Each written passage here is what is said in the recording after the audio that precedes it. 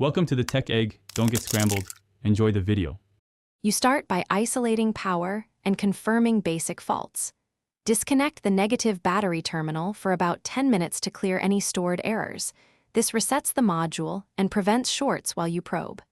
Next, find the alarm module and the relevant fuses using the vehicle wiring diagram, because knowing exact locations speeds testing.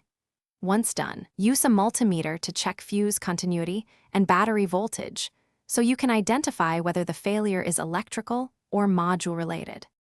Now you test and repair the signal path. You check that the module has constant 12V, a clean ground, and receives the ignition or door trigger. This tells you if inputs or power are at fault.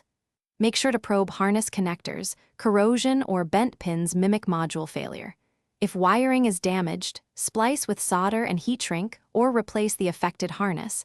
This restores signal integrity. Once repaired, reconnect and verify the module responds to doors and the remote before final reassembly. To finish, reassemble panels, reconnect the battery, and run a full functional test of locks, sensors, and remote arming. If the system was reset, program the remote or key fob per the vehicle procedure so the module recognizes transmitters. Programming prevents false faults.